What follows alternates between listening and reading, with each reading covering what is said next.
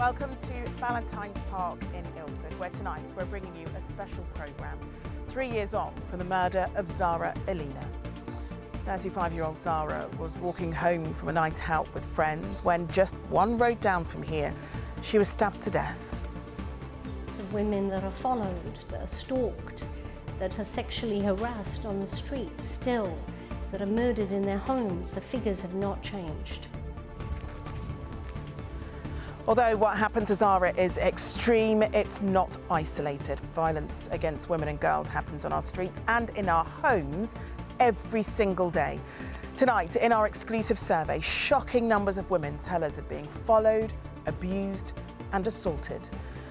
We're in Soho with authorities witnessing the harassment firsthand. Plus, that isn't going to happen overnight, but I'll be damned if it doesn't happen.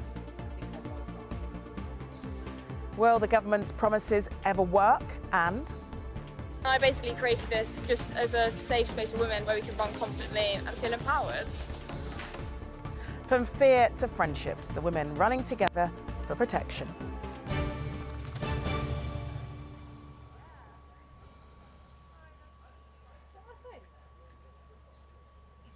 Okay. Got 5 minutes to the hold.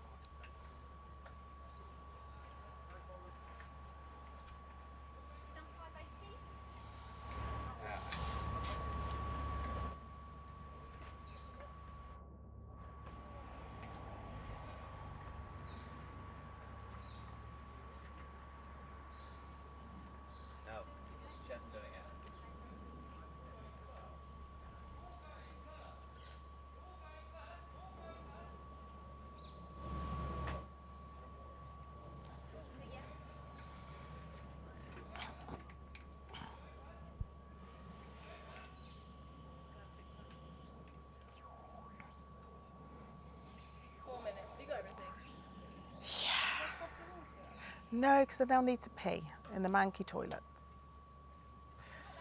Do you want an empty bottle of water? I need a sheepy.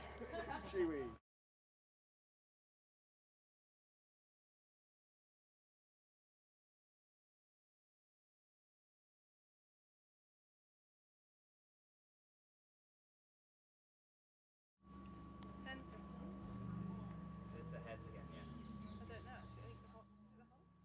5 seconds.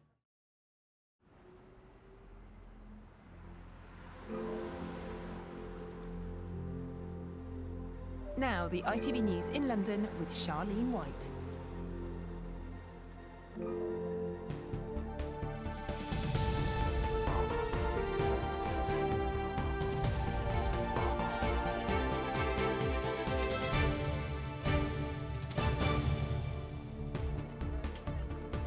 Welcome to Valentine's Park in Ilford, where tonight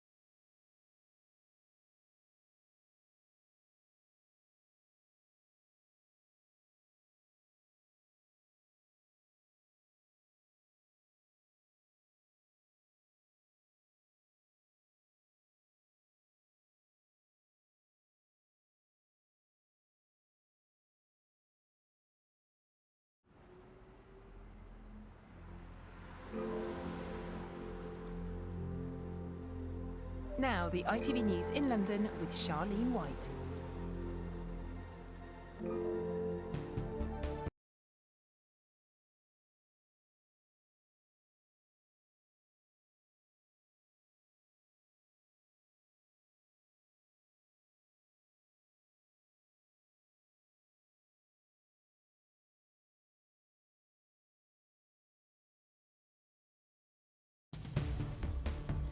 After the break, in a special programme, we look at the impact of violence against women and girls on the 3rd anniversary of Zara Aleena's death.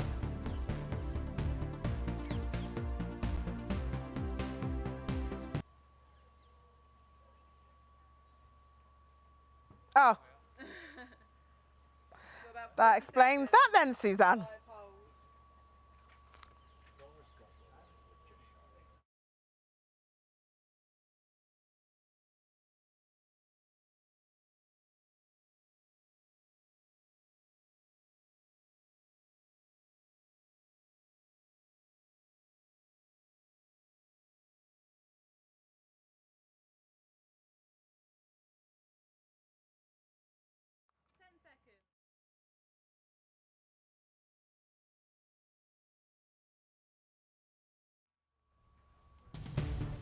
After the break, in a special programme for Milford, we look at the impact of violence against women and girls on the 3rd anniversary of Zara Aleena's death.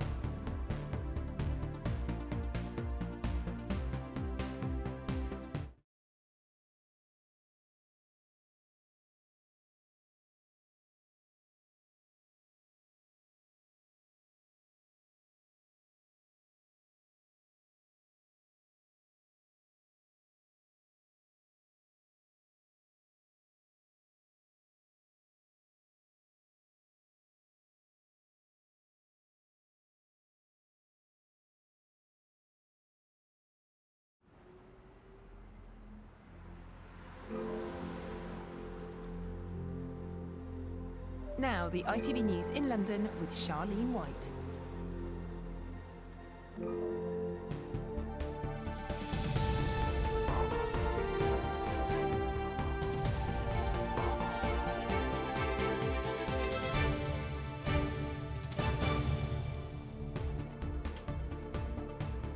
Welcome to Valentine's Park in Ilford, where tonight we're bringing you a special programme 3 years on from the murder of Zara Aleena. 35-year-old Zara was walking home from a night out with friends when just one road down from here, she was stabbed to death.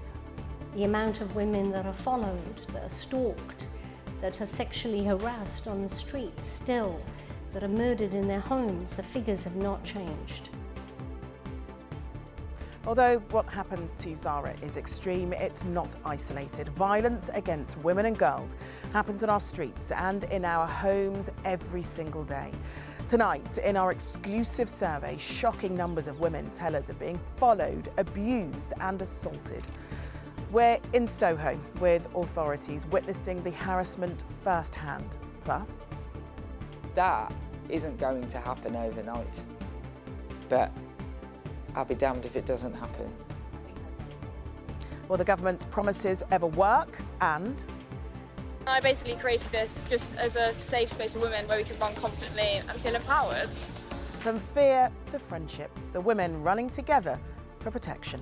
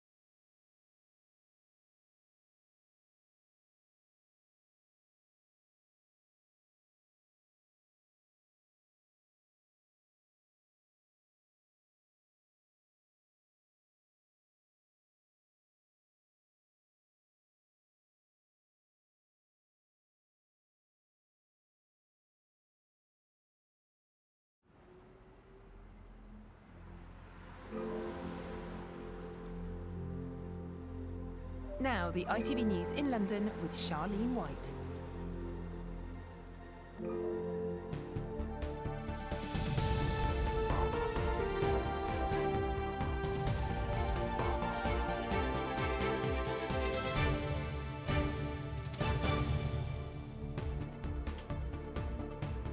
Welcome to Valentine's Park in Ilford, where tonight we're bringing you a special programme 3 years on from the murder of Zara Aleena. 35-year-old Zara was walking home from a night out with friends when just one road down from here, she was stabbed to death. The amount of women that are followed, that are stalked, that are sexually harassed on the street still, that are murdered in their homes, the figures have not changed. Although what happened to Zara is extreme, it's not isolated. Violence against women and girls happens on our streets and in our homes every single day. Tonight, in our exclusive survey, shocking numbers of women tell us of being followed, abused and assaulted. We're in Soho with authorities witnessing the harassment firsthand. Plus, That isn't going to happen overnight, but I'll be damned if it doesn't happen. will the government's promises ever work? And I basically created this just as a safe space for women where we can run confidently and feel empowered. from fear to friendships, the women running together for protection.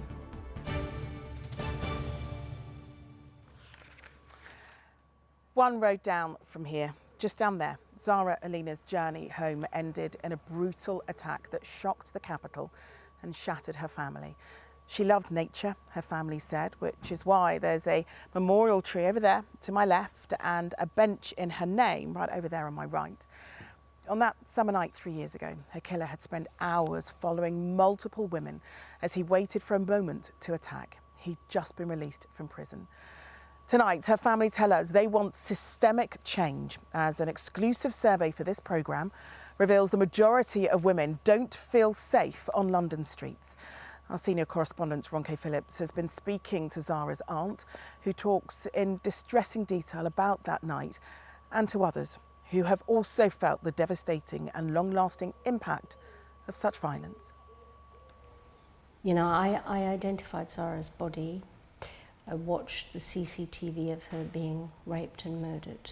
And even if you don't see it, when you hear it, it's physically revolting. The murder of Zara Aleena is the worst possible example of violence against a woman imaginable. The 35-year-old was walking home after a night out in Ilford when she was violently attacked and murdered exactly 3 years ago. There is something that happens to people who've been traumatised when dates hit you. It's not more difficult. It's just you are propelled back in time. A year before Zara's death, there were vigils and protests following the murder of Sarah Everard. It led to a national conversation about women's safety, but the question about whether anything has really changed remains. The amount of women that are followed, that are stalked, that are sexually harassed on the street still, that are murdered in their homes, the figures have not changed, and that don't feel safe in the street, the figures have not changed. In a poll conducted by this programme, we spoke to 1,500 women, and 48% said they'd been followed, 50% have been verbally abused, and a quarter physically or sexually assaulted. I just don't think the world is a safe place, especially for women at the moment. And Katie Boyle is an international DJ who often has to travel late at night. One of her worst experiences didn't happen when she was on her own, but when she was on stage in front of a crowd. They grabbed me, they put their hand down my top and down my trousers, and they had to be pried off me by a stage manager and another DJ that was playing, and it is a really, really scary time to be a woman.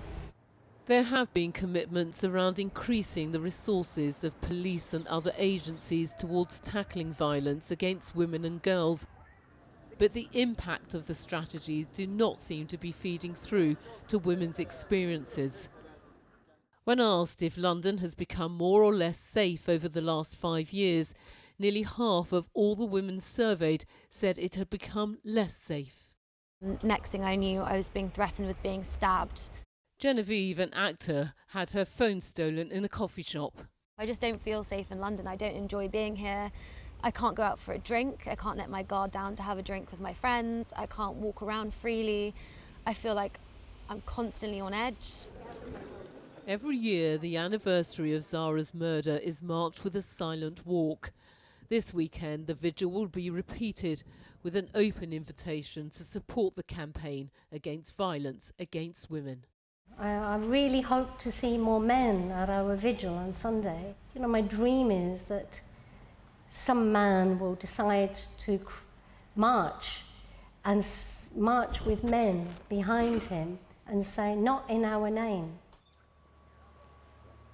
Well, Zara's aunt, Farah, has kindly agreed to join us here live as well. Thank you so much. I've been looking at the tree and the bench, which are just really beautiful, I don't know, things to stand beside and sit on to remember Zara. How does it make you feel being in the park today? I'm a little uncomfortable. You know, we're a minute's walk away from where Zara was murdered. And as you can see, it's a busy area, it's a residential area. There are families around us. And so, you know, one would think that one is safe. And so it arouses all sorts of feelings in me coming here. I don't like to be here too often.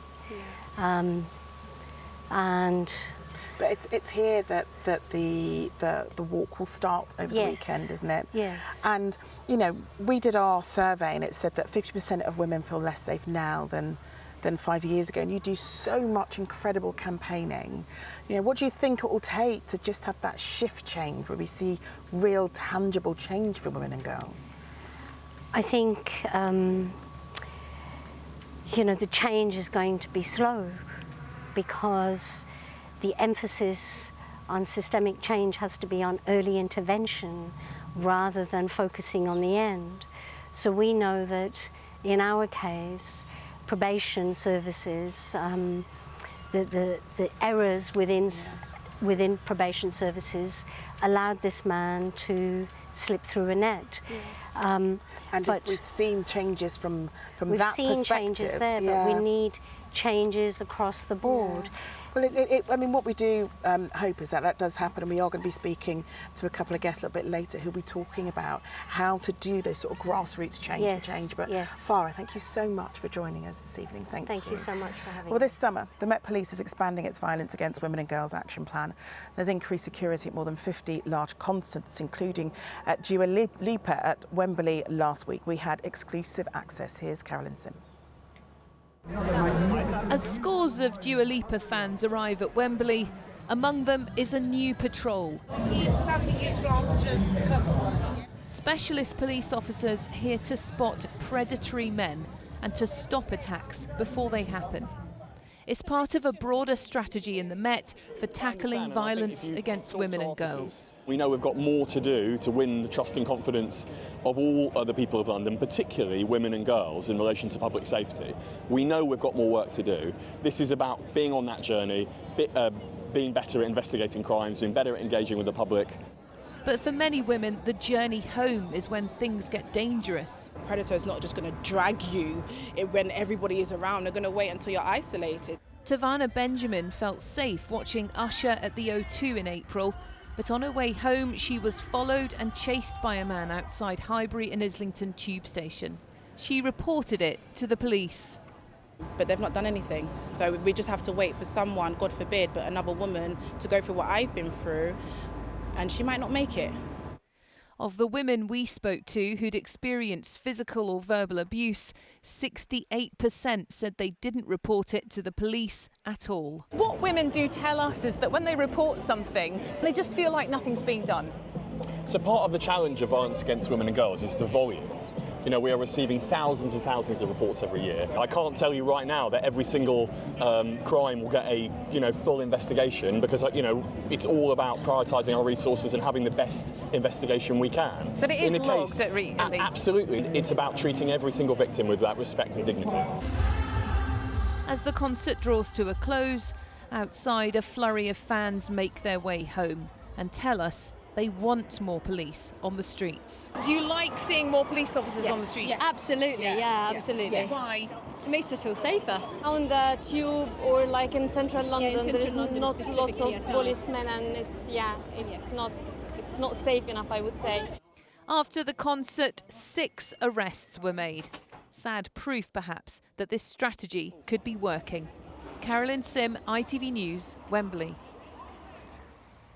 Mayor Sir Sadiq Khan's on a mission to make London a 24-hour city for all. But how safe is London for women after dark? With a rape reported every hour in the capital and reports of sexual offences on the tube up by more than 10% in the last 3 years, councils are taking it upon themselves to increase security in our streets. From Soho, here's Helen Keenan. We've been in Soho 3 hours. Already, a young girl has been sexually assaulted. She's just dealing with an incident right now while the police take her statement. A team dedicated to women's safety is supporting her. What's happening? We asked if he touched her. She was like, yes, he touched me, like on my breasts, on my bottom. He kept touching me. This is a Friday night in Soho. We are on patrol with the Night Stars. Has there been encounters that you've seen? Yeah. Definitely. There's been like men who are actively harassing groups of women on the street, yelling at them, yelling obscenities of them, just trying to rile them up or getting a bit too close to them. And then And that's quite common. Unfortunately. There you go. Put one foot in. And women are telling me how unsafe they feel. It's terrifying being out on your own as a woman in the night, but if I'm on the train, I'll either pretend I'm on the phone or actually be on the phone. There's an attacker alarm, and if you're ever worried about your drink, there's a little test strip that tests whether or not it's like, that's so smart. No worries, there you go. Oh yeah, cool. You need more people like you. Further into the night, these women tell me they've all been spiked before. So in my head all the time is always, oh my God, if there's going to be a group of guys, like, how fast can I run? Am I wearing the right shoes? I never wear heels because I'm scared I can't run. We try and speak to another group. Already they're being hassled. Exhibit A. Finally, they leave. Do you get that a lot? Yeah. It's a pretty universal female experience. I got my skirt lifted up once by someone in a club. Just came up and did it. How did you feel? Felt quite violated, quite embarrassed. It just feels like this is such a busy area in Soho. You could walk down the road here and every woman would have a story to tell about being hassled by a man. And just as we were trying to finish filming, the harassment continued from another man.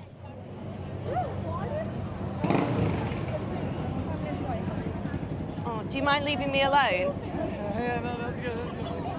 We asked women if they thought the mayor was doing enough to keep women and girls safe in London. 26% said they thought he was. 16% didn't know, but the majority told us he needs to do more. We're doing our bit from City Hall, but we can't do it ourselves. That's why we're working really closely with the police, with the courts, but also investing record sums in tackling violence against women and girls. We're investing from City Hall more than £230 million. The man suspected of sexual assault was arrested and she is reunited with her friends. Despite the mayor's extra investment, they don't feel any safer. Helen Keenan, ITV News. Well, Jess Phillips has campaigned on this issue for years, so her becoming the Minister for Safeguarding and Violence Against Women was an obvious choice. For the last decade, she stood up in Parliament and read the names of all women killed at the hands of men in the last 12 months. This year, there were 95. She's been speaking to Lucrezia Millerini. Less than a third of women feel safe in London right now. Are you surprised by that?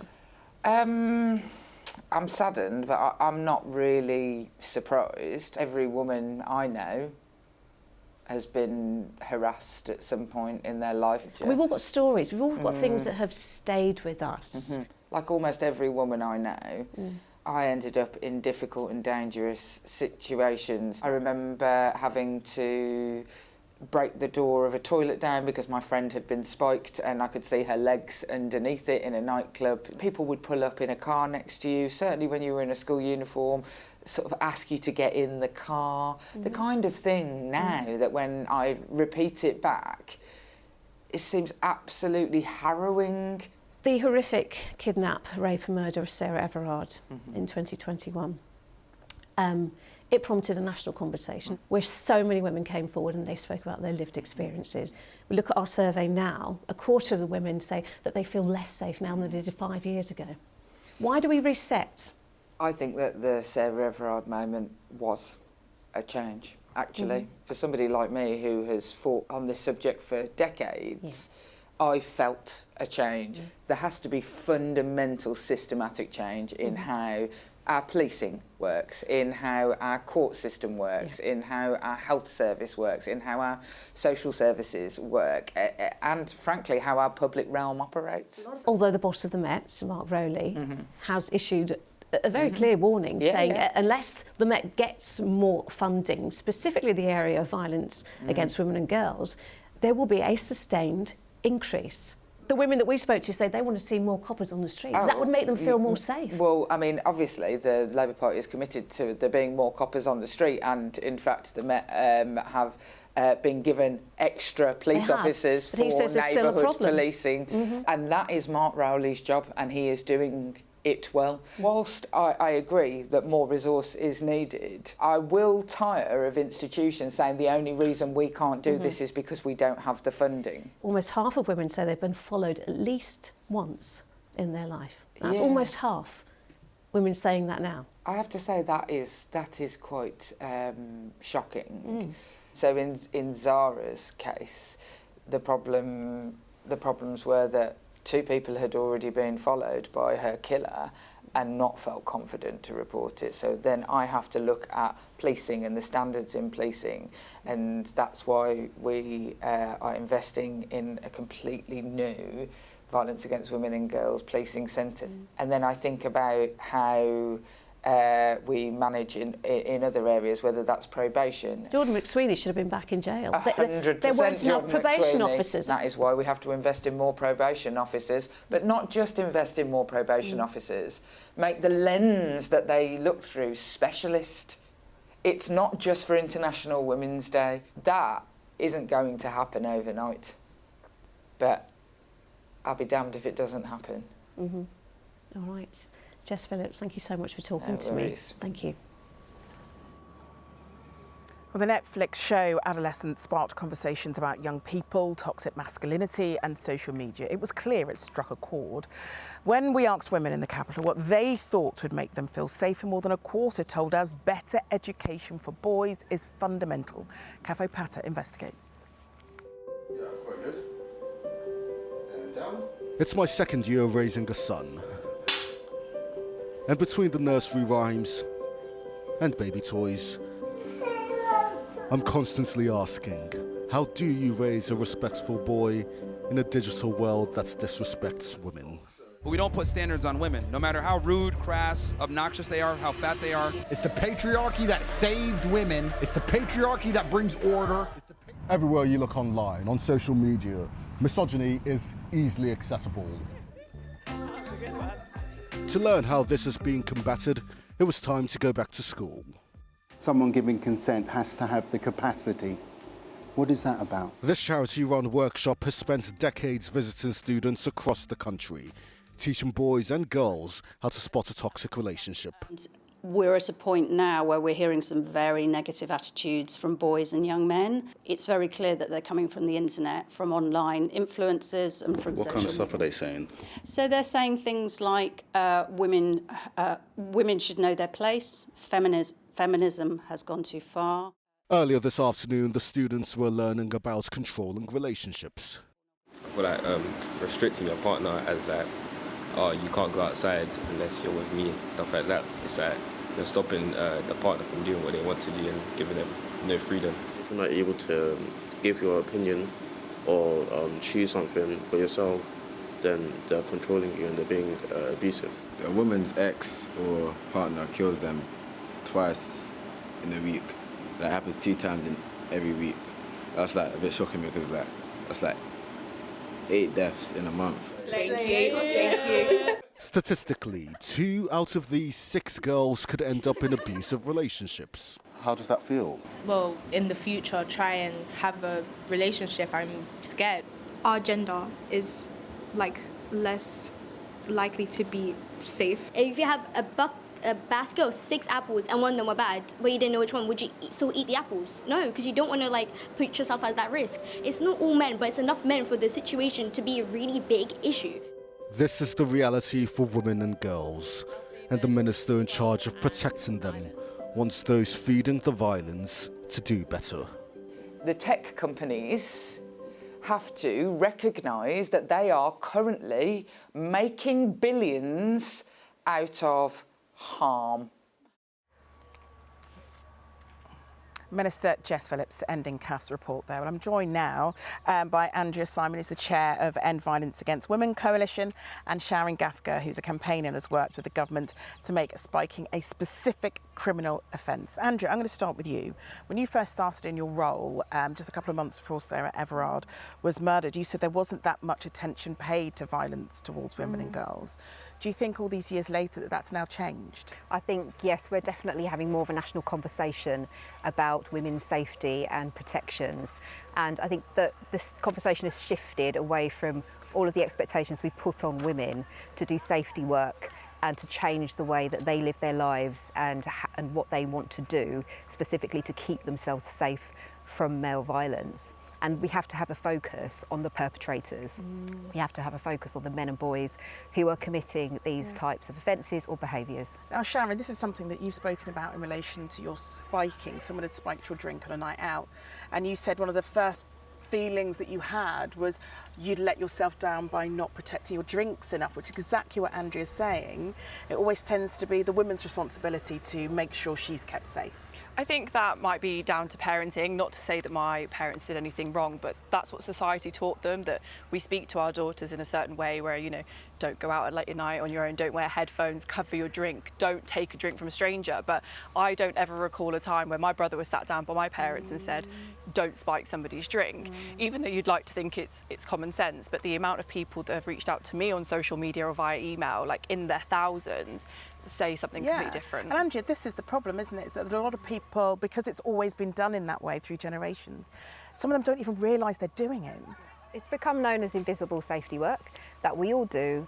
All of the calculations we make about where we're going and how we're going to get there and how we're going to get home, it's just extra labour that women are constantly doing, and it has to shift away from that, and it has to shift away from only responding after harm has been done and move back onto prevention and trying to stop things from happening and intervene at the earliest possible points that we can.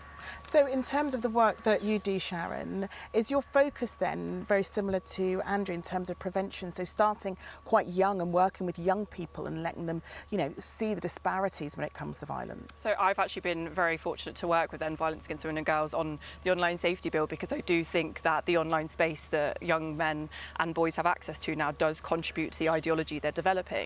But I am big on prevention. I've always said prevention is the answer to ending gender-based violence. I actually did a little bit of work with Thames Valley Police as a result of my incident being spiked. I was spiked in London, but I live outside of London now. And what you've done is really highlight so many different types of spiking, which I think is hugely important, but not just from women being knowledgeable of it, it's that everybody is.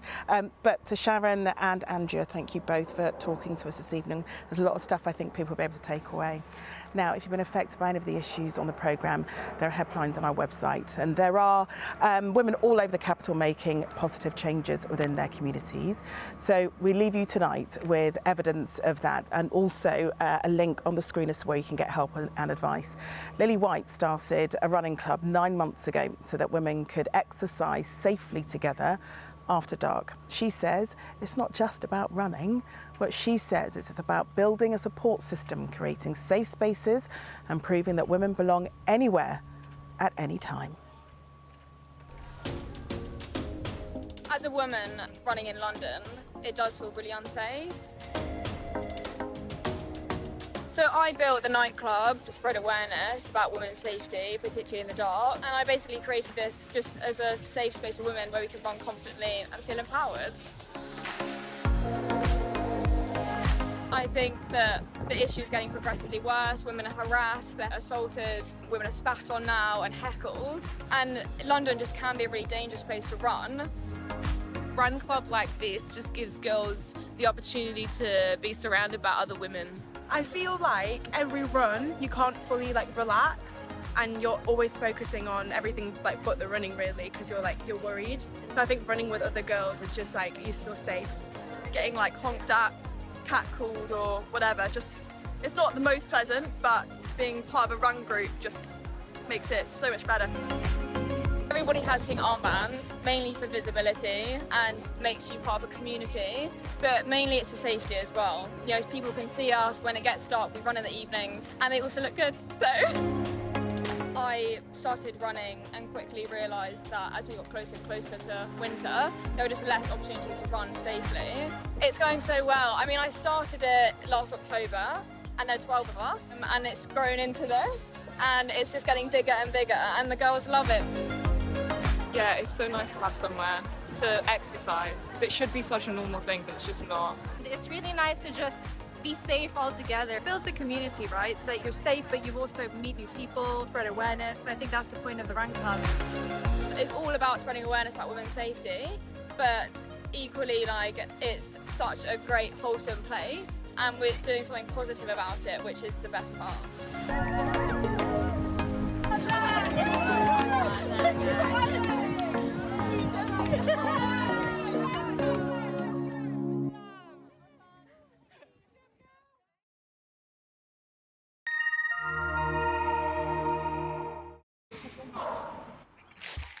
Come rain or shine, Octopus Energy sponsors ITV London weekday weather. Hello there and a very good evening to you. We've got quite a warm and muggy night to come. And out to the east, overnight, the risk of some heavy downpours and thunderstorms, although they are quite hit and miss. We might see some showers elsewhere as well. Those temperatures staying up into the high teens in some areas. And as I said, we've got that humidity, so a little bit uncomfortable to end the night and start the morning. Those early showers clearing off, the clouds staying with us, and a few more showers moving through, as you can see. But from the west, the day does try to brighten up and improve. And as we go through into the afternoon, that breeze will pick up as well. So eventually starting to feel a little bit fresher. Temperatures not as high, 24 to 25 at best. Here's the pollen. Octopus Energy sponsors ITV London weekday weather.